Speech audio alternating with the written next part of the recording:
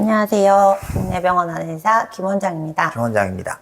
오늘의 주제는 예상하시겠지만 지금 뭐 병원은 아주 난리 부르습니다. 역병. 기사도 계속 많이 나고 모르실 수가 없어요. 독감이 어마어마하게 돌고 있습니다. 이렇게 많이 돈 적이 있나 싶게 또 돌고 있는데 10년 만에 최고라고 하고 있어요. 그리고 계속 나와요. 보통은 좀 나오고 이제 이제 사그라드나? 이런 느낌이 좀 드는데 계속 많아요. 사실 이 독감편을 독감 시즌에는 항상 찍을까 말까 막 생각을 하는 게 저희가 또 한 번 찍었거든요. 또 한 번 말씀을 드리는 거는 여쭤보시는 질문은 매년 똑같더라고요.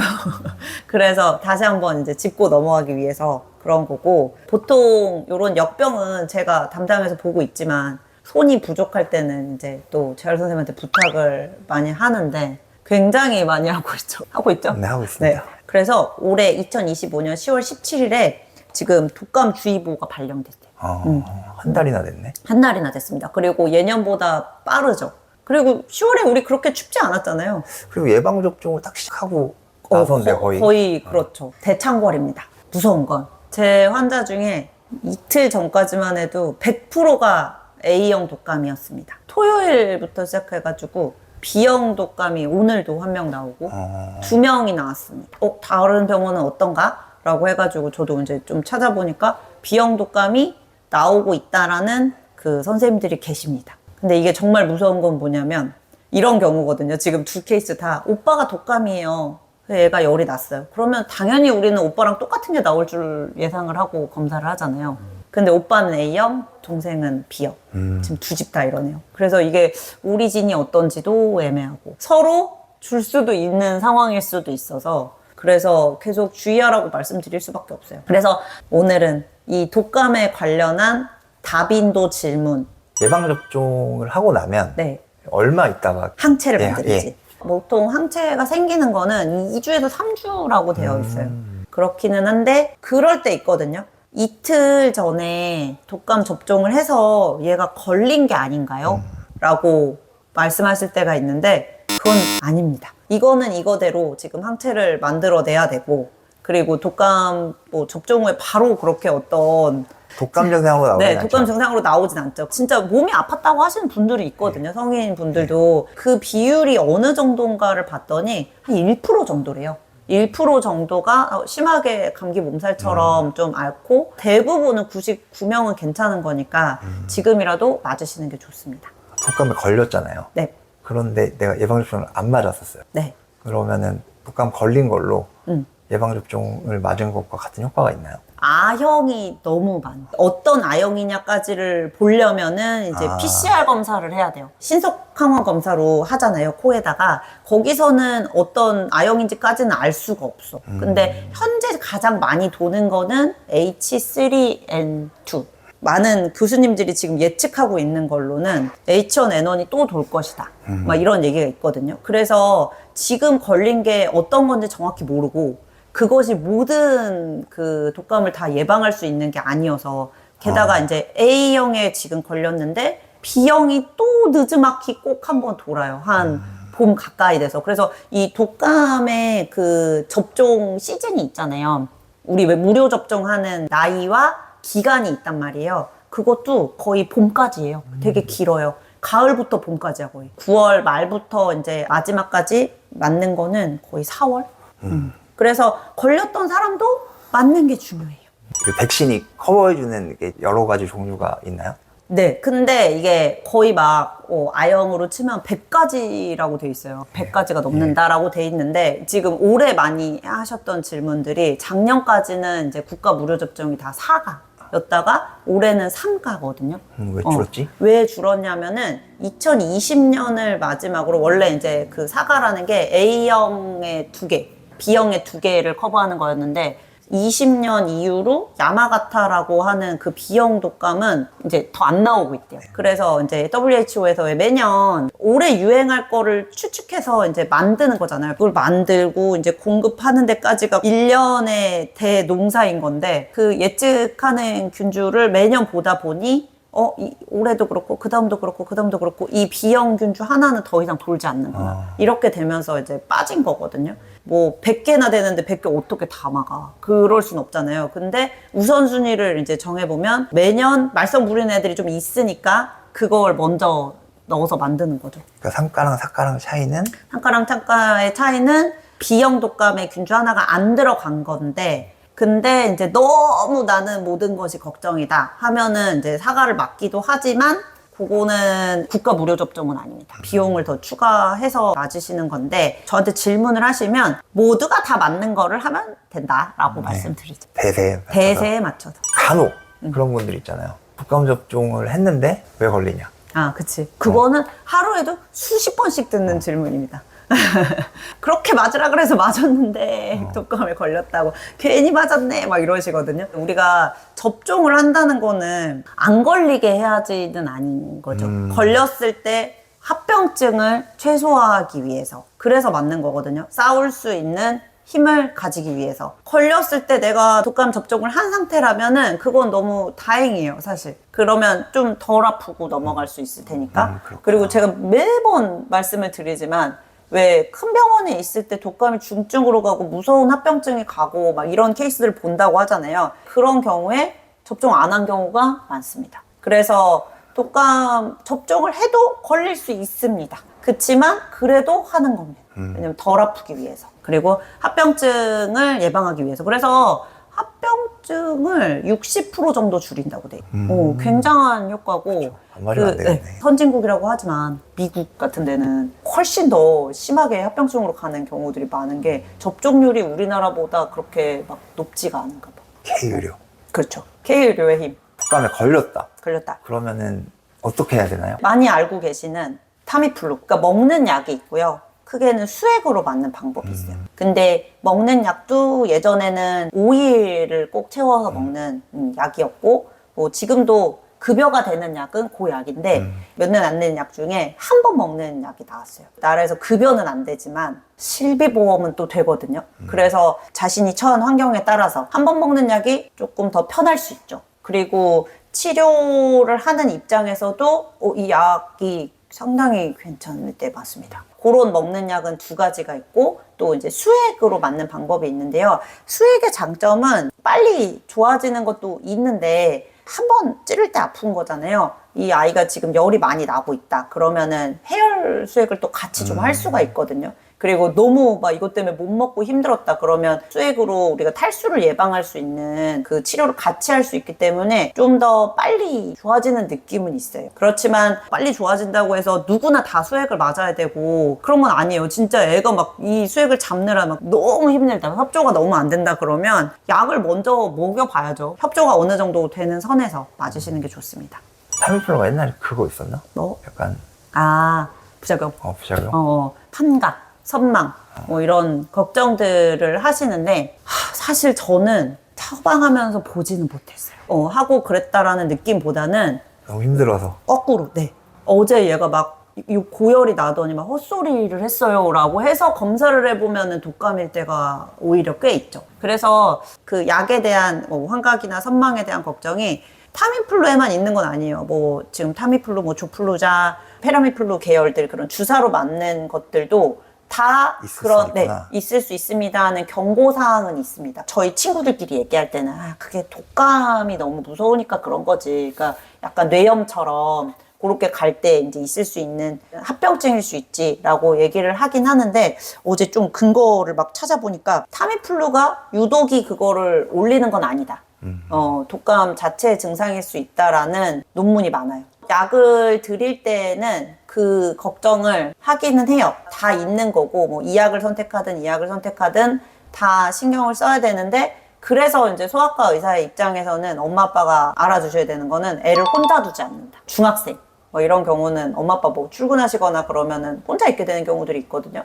근데 이게 진짜 병 때문이든 약 때문이든 혹시라도 그런 이벤트가 있을 때 누가 같이 있어야 된다는 거죠. 그래가지고 혼자 두지 않는다가 사실 되게 중요한 이벤트예요. 독감 걸리면 시설에는 못 가잖아요. 그쵸. 학교도 얼마나 못 가요? 격리 기간이요? 네, 격리 기간. 예를 들어서 5일 약을 먹었다. 해열제를 먹고 마지막 그 해열제 먹은 시간부터 48시간이 열이 없으면 된다. 열이 안 나야 되는구나. 네. 그리고 해열제를 먹지 않은 경우에 그냥 सब사이드 됐다면 24시간 경과 관찰을 해서 보내시면 됩니다라고 돼 있어요. 사실 저는 이거 되게 애매한 것 같아요. 그러면 마지막 해열제라는 거는 열나도 안 먹어야 되는 거야? 그러니까 그거 어떻게 알고 안 먹어? 근데 이제 해열제 쓰지 않고 수액을 맞았어. 독감 수액만 맞았는데 그 이후로 열이 더 없었다. 그러면 24시간 정도 경과를 봤는데 해열제가 더 필요할 정도로 열이 나지 않는다면 가셔도 되는 겁니다. 하루 안 나면 되는구나. 그쵸. 하루를 꼽아. 가끔 있는데 하루 안 나서 갔어. 그래, 나 이틀 있다가 열이 다시 나. 이런 경우가 있거든요. 이런 경우는 합병증을 좀 의심해요. 정말 폐렴이라던가 아니면 구비동염도 많이 생기고 그리고 이제 아이의 컨디션이랑 이런 걸 봐가지고 독감약을 더 추가하게 되는 경우라기보다는 그 합병증을 찾는데 좀 주력해서 고치료를 하게 되거든요. 그래서 떨어졌다가 다시 나는 거는 일반적이지 않아요. 그렇게 뭐 24시간, 48시간 지났는데 또 났다. 그러면은 병원에 얼른 데리고 오시는 게 좋습니다. 가족이 독감에 걸린 경우에 저도 걸렸을 가능성이 있죠. 그죠? 그러면은 저도 격리를 해야 된다거나 그런 네. 게 있나요? 아, 증상이 없을 때? 네. 그 무증상 감염자라는 게 있어요. 이 질문이 사실은 이제 소아과에서는 어떤 형태로 질문을 많이 하시냐면 우리 애는 밖에 나간 적이 없다. 근데 독감에 걸렸다. 아기가 열이 나서 왔다.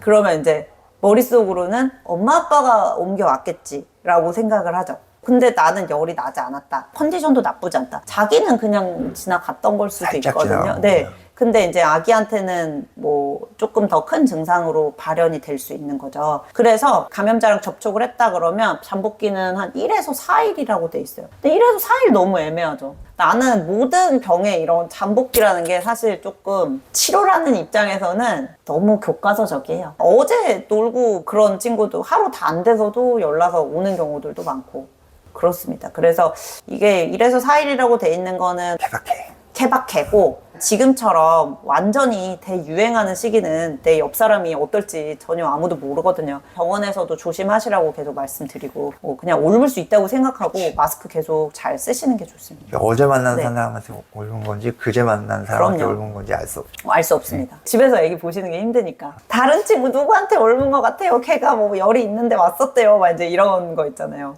근데 그러고 나서 이제 얘가 만약에 옮으면 되게 빨리 보내고 싶어 한다 또. 그러니까 이 마음이 쌓이면 이 연쇄는 끊어질 수가 없어요. 그래서 애기 아플 때는 사실 뭐 아까 24시간 뭐 이런 거 얘기했지만 아이의 컨디션을 봐서 보내는 게 맞죠.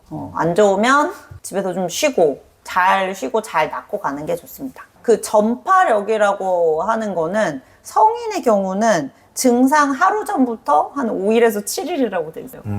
하루 전 증상 하루 전 어떻게 알아?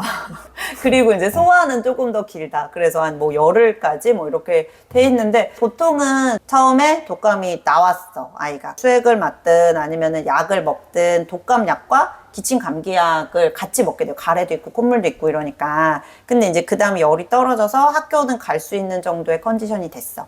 그러면 이제 가도 좋습니다. 확인서는 쓰지만 기침 콧물약은 한 번 꼭 더 처방할 정도로 아직 증상은 남아 있거든요.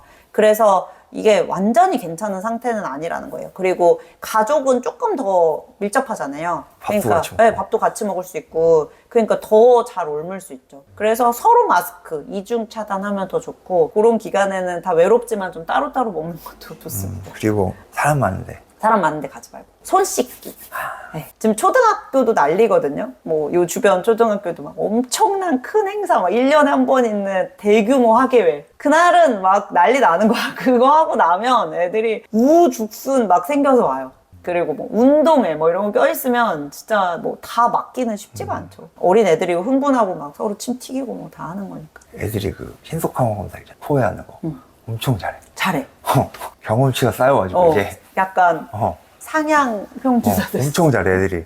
엄청 잘하고 꼬맹이들이 네. 너무 잘해가지고 좀 신기하더라고. 그쵸. 막 미리 난리 나는 애는 많지 않아. 하고 나면 아프니까 좀 힘들 수 있는데 그치. 하기 전에 막 못해요 이런 애들은 거의 없는 거야. 별로 없고 아 싫은데? 뭐 이러는 거 정도 하지. 증상이 있을 때 검사는 언제쯤 하면 되나요? 이게 또 너무 일찍 하면 양성인데도 안 나오는 경우들이 있어요. 그래서 24시간에서 48시간이 지나면 정확도가 높다고 돼 있긴 하거든요. 진짜 정확하게 보려면은 이제 24시간인데 너무 늘어질 때 있어요. 이미 너무 처져 막 이러면은 의심을 가지고 얘는 나오겠다 싶은 애가 있거든요. 그러면은 좀 이른 시간에 하기도 하고 저희 병원도 있지만 약간 그 PCR로 증폭시켜서 하는 건 있거든요. 그거는 조금 더 일찍 디텍션이 되기는 해요. 음성이 나왔는데 얘는 맞는 것 같은데 막 이럴 때가 있거든요. 그러면 그냥 솔직히 얘기해요. 내 음성이 나왔지만 이게 안심할 수 없다. 그러니까 내일 한번 더 와봐라 할 때도 있고 너무 힘들면 다시 한번 이따 오후에라도 와라 할 때가 있어요. 그럴 수 있죠. 가족은 뭐 다 증상이 똑같고 양성인데 나도 증상을 있는데 나만 음성이야. 이러면은 음성이라고 할 수 없지. 내일 오면 다시 나오겠지. 독감 접종을 못하는 경우가 있나요? 못하는 경우는 이전 독감 접종 시에 심각한 부작용이 있었던 경우. 아나필락시스. 근데 아직은 저는 본 적은 없고 그리고 이제 그 독감 백신을 만들 때 계란을 이용해서 만들잖아요. 그래서 계란 알레르기가 있는 경우에 주의하라고 돼 있어서 문진표에도 보면은 이제 있어요. 그게 있는데 그냥 계란 먹고 왜 두드러기가 나요 정도의 알레르기는 아니고 계란을 먹고 역시 아나필락시스 수준의 그런 반응이 있는 경우에는 안 하게 되는 경우가 생길 수 있다. 아직 저는 계란에 아나필락시스 환자는 또 못 봤어요. 계란에 물론 알레르기 반응이 굉장히 많이 있을 수 있는 음식물 알레르기가 있는 거지만 그렇게까지 심한 경우는 없어서 그래서 이제 특정 백신이 계란 알레르기 있는 친구들을 타겟으로 만든 게 있거든요. 근데 약간 애매한 경우들 있잖아요. 얘가 먹을 때 자꾸 올라오는데 이거는 그 백신은 아니야 할 때 보호자한테 익스큐즈를 하고 할 때가 있거든요. 저는 아직 단 한 번도 없었어요. 그러니까 그 백신을 하면서 문제가 된 케이스는 아주 드문 일인 것 같습니다. 그래서 뭐 일단 나라에서 지금 지원을 하는 경우는 6개월 이상에서 13세까지 무료, 그 다음에 임산부 무료, 65세 이상 무료. 그래서 저는 이 구는 묻지도 따지지도 말고 그냥 맞으시는 게 맞다. 맞아도 걸릴 수 있잖아요. 뭐 얘기를 하시긴 하잖아요. 맞아도 걸릴 수 있다. 그렇지만 나라에서 이거를 다 무료로 해주고 있는데 내 돈이 들어가는 것도 아닌데 아기가 있는 집이라면 비용을 내시더라도 맞는 게 좋습니다. 엄마 아빠들 나이. 왜냐면은 6개월 이상이잖아. 그러니까 6개월 미만인 애들은 못 맞는단 말이에요. 근데 이제 얘네가 걸렸을 때 얼마나 힘들겠어요, 꼬맹이들이. 그러면 엄마 아빠가 맞고 계시는 게 낫죠. 그런 분들은 꼭 맞으셨으면 좋겠습니다. 지병이 있으시거나 면역 저하자거나 독감 약 안 먹으면 안 낫나요? 아니요. 나오면 나올 수 있어요. 모든 질병이 그렇지만 몸이 이겨내면 이겨낼 수 있는 건데 만약에 내가 이제 심각한 질병이 있다 그러면 큰 합병증으로 갈 수 있으니까 무조건 작은 걸로 막으려고 하는 거죠. 반대로 알고 계시는 분들이 있어요. 좀 몸이 안 좋은데 그래서 독감 백신을 맞으면 안 된다. 이렇게 이해하시는 분이 있는데 반대입니다.